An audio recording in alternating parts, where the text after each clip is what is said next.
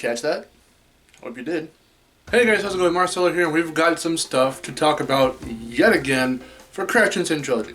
So, PAX is already over in Boston. Both G-Man and Jeremiah Isaiah got to play the demo, which is really freaking cool. So yeah, Hang 8 was in fact part of, from an initial reaction video to the level, I was wondering if it was being shown off at PAX, and yeah, it was. It wasn't an entirely new gameplay demo, they just added in that level so they can finally start getting some Crash 2 stuff out there. But it was pretty cool. So, we've got some stuff to talk about, so let's do that. Let's start off with the first thing I showed, this entire, is it a PS4 exclusive or is it not a PS4 exclusive thing? So I believe it was, what, PlayStation Europe or someone said that, it's coming exclusively to PS4, but it's coming to PS4 and PS4 Pro first. So with the addition of the word first in there, people were wondering, oh shit, are they going to port it over to the Switch? Are they going to port Sane Trilogy over to Xbox One? And I've never really put like an official stance in a video like this on, of course, what I think about it, but of course, what I think about it is that that's kind of dumb. Why would you have, that's like remaking Super Mario Brothers on the NES, but putting it on PlayStation. It makes no sense whatsoever. Of course, with that example, there's a bunch of reasons why that wouldn't work versus why this kind of could work, but it would feel like a giant disservice. And seeing as Vicarious Visions is listening to the fans, and they are changing things and, you know, adding things or whatever based off what we are kind of giving them in terms of tips and whatevers, and just our general feedback, they know how, you know, passionate we are about the games and how all that stuff, so they're not going to just be like, well, we do need to expand, you know, the audience of people who play these games, ported to Xbox One. Like, no. But this whole... First off, I don't even know if it's Sane Trilogy that woman was talking about, and you can barely hear anything else besides this. Really funny and coincidental how all you can hear is her saying 4K on PS4 and PC in 60 frames per second, but you can hear nothing else in that conversation. So, I mean, yes, granted, she's probably far away from the camera, that's all it could pick up, but, that little thing right there. So, I was wondering, okay, so if they mean first, and it's going to be exclusive at least to Sony stuff right now, I was thinking maybe they would port it to the Vita. That sounded kind of, you know, like the only sensible direction it could go if they were going to not have it just on PS4. And PS4 Pro is basically the same thing, but it's like, PS4, yes, it's obviously coming to that. But what else could it be coming to if it was going to be coming to PS4 first? So I immediately ruled Xbox One and Switch out because that just makes no sense at all. PC, seeing as Tekken 7's coming to PC and a bunch of other PS4 games are also coming to PC, and I believe I might link it down below. I have to go back and find it. I just skimmed the little post on Twitter about this, but apparently PS4 games, like I think just PS4 games in general, I forget what it is.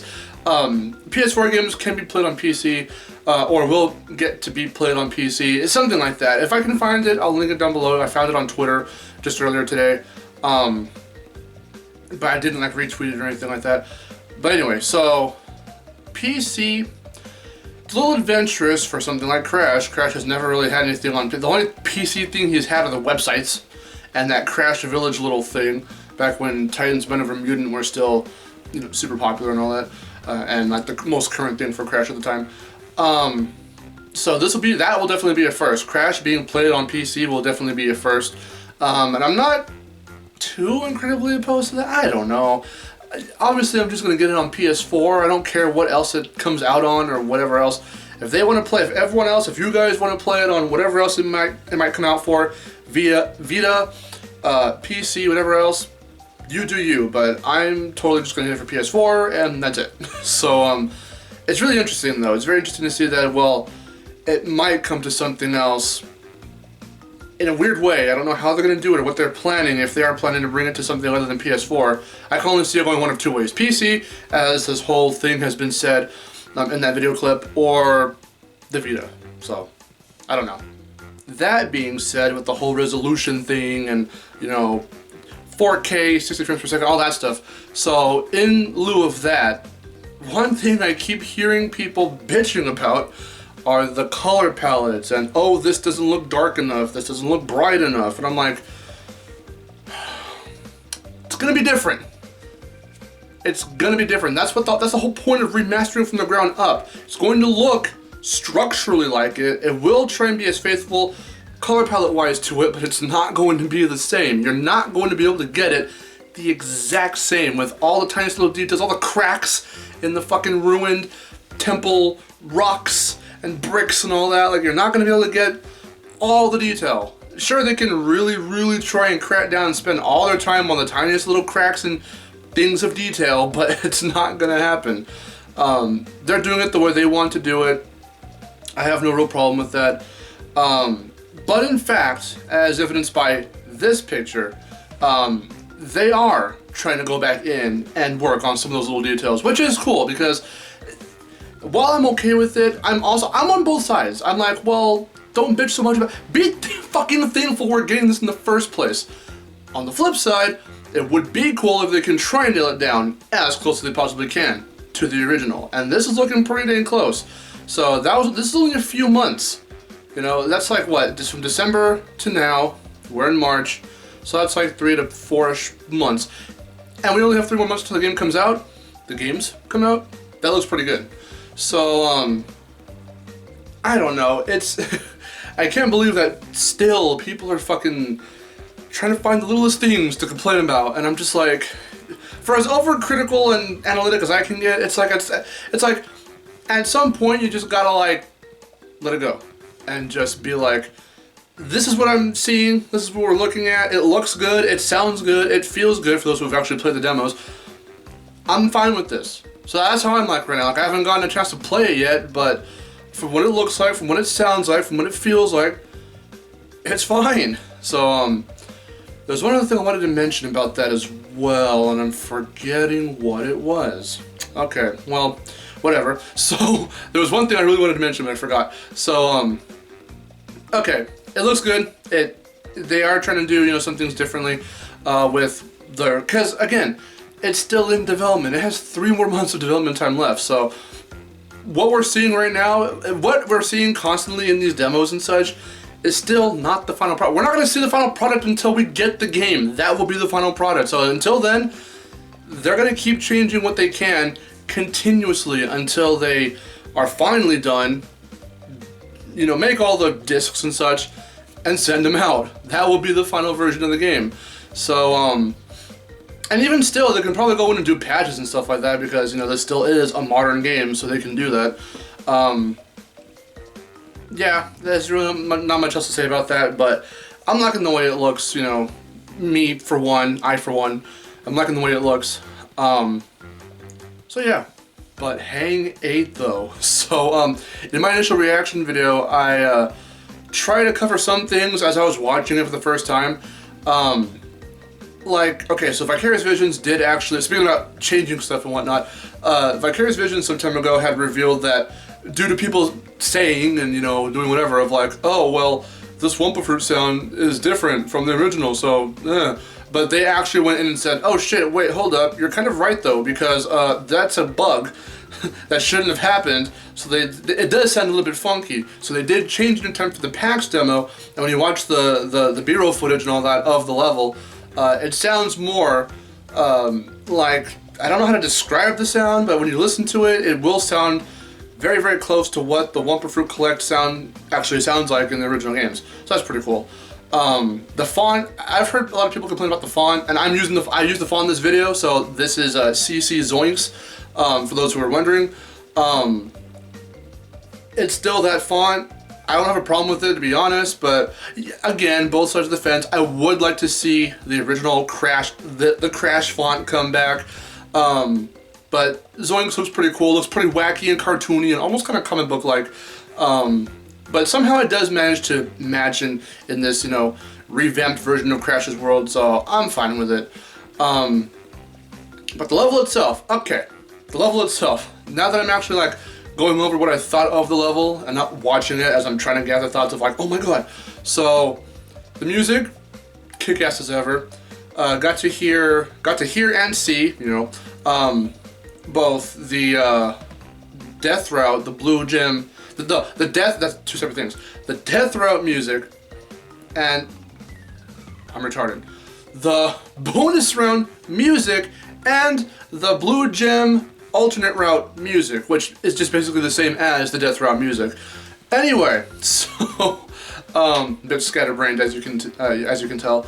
So that was really awesome. The level itself looks cool. Again, how people say the lighting is different, and mainly because you're outside. So I think the reason why it looks darker and such in the original, for both, like for upstream, because people had this issue with upstream from what we've seen of upstream in the first game's trailer, and what we're seeing, since they're both aesthetically like very, very similar for those levels in Crash 1 and then these levels in Crash 2. The reason why it looks so much darker in the original games is most likely because now you can't see, of course, what's going on above Crash since it's a top-down perspective. But what I'm assuming is that like you're in the jungle, so there's like trees and shit all up above you, probably covering up what little sunlight can be shown, can shine through in the level, which is pretty much none. So I'm just gonna go off on the assumption that you're like deep into the jungle in these levels in the original, but in this version of those levels, this remastered, version of these levels, you can see there's times when you're jumping and the camera angle does kind of change from top down to kind of behind the back as usual. You can actually see the sky and everything. Like, I'll find an image, very, very detailed, to where you can see where you are kind of spatially in terms of like, well, you're in the jungle, yes, and there's columns of stuff to either side of you, but you can actually see overall that in certain very, very brief camera angles, and you can see that, yeah, you're not deep in the jungle, but you're in the jungle. So I don't know, it's really cool. But for what the structure looks like of the level and all that stuff, it looks good. The water physics look good. The jet board looks awesome. The mines look good. I like the sound effects when you're, zipping around on the jet ski, and then when you actually jump off the ramp. And it looks very cartoony, it looks very good, and there's like a little like kind of sound effect when you flip up in the air. So that's pretty cool. It just looks really good. So the plant enemies look good. It's awesome. So I mean, that's really all there is to say about that. And last but not least, we might just have gotten a glimpse, and this is a leaked image, so it's nothing official. Vicarious Visions, Activision, no one said anything official about this image, but we can only assume that it looks legit enough, but it just looks legit enough. So you can't just be like, yes, that's real, because again, from all the leaks and stuff I've covered in the past, people can make shit look convincing now. So what this looks like though is really, really cool. So we just might have gotten our first glimpse at some kind of bonus / DLC / extra stuff. Their actual tangible physical stuff. So, and stuff that does affect, things in game. So we've got this image right here. Let me, so number one, catch my breath. Number two, step to the side so that way you can see the image. We've got a keychain. We've got this, like, bonus pack little dealio. And we have some pictures from the game itself that look like little cards or something. So that's really cool. What the bonus pack will be, people have been speculating that if they do DLC stuff, and I've been saying this too as well, if they do DLC stuff, at least for the first Crash, because that's all we're thinking about for DLC at least right now, is they could do, they could bring back those cut levels, put in Stormy Ascent, stuff like that. Whatever else they could possibly bring in terms of DLC or just extra content in general. Again, I'm not too sure. Some people say they want Vicarious Visions to make their own original levels, using what they've been learning from rebuilding these levels and all that stuff from the ground up. That'd be cool. I don't know how much like Crash it'll feel, seeing as, again, we're dealing with the first 3 games. If Vicarious Visions made something new for Crash, like when we did the Skylander stuff, that felt new, and it did feel like Crash since it was based off of, like the first couple games. If they made their own original ass levels, trying to fit in with the aesthetic and whatnot of the original games, it's gonna be funky to me, but I guess I could kind of, you know, take that for what it's worth. I still would very much rather they just go ahead and look at the prototype cut levels, finish / make those, and even add in Stormy Ascent. That'd be really cool, and that'd be done. DLC for the first game, done. I wouldn't ask for anything more. Because I've said, I'll just repeat it for the sake of repeating it. I don't feel like being able to unlock crashes, you know, belly flop and double jump and slide and all that in the first game. I don't see that working because it's going to take the challenge out of a lot of those levels. I mean, if it's like a new game plus and you just want to go in and dick around and whatever else, I guess it's fine. But of course, the first game only had so much built around, you know, Crash's abilities and whatever else, and all Crash could do in the first game was jump and spin. So, I don't know. Costumes, skins, I don't really care about that stuff, so I don't know what they could do. I'm not gonna, even if they made that stuff for these games, I wouldn't really play with them anyway. So, all I can see working are levels. Levels that are the cut ones from the original prototype, beta, whatever, and Stormy Ascent. But if they make, you know, of course, like I've always said about DLC, if they make it affordable, if they don't go too crazy with it, and it makes sense to be in a Crash game, like the levels and all that stuff, I would invest in it. Because again, it's not just because it's Crash or anything like that. I've always said this about DLC. I made a DLC video before in the past, that it could be with any game. If all the cards are right and everything they do about it, you know, regarding DLC is right, then it can work. And I, for one, who doesn't really care much about DLC in general, would probably buy it. So they have to approach that with Crash, because again, as much as I love Crash, I have to stick to that thing of don't do it just because.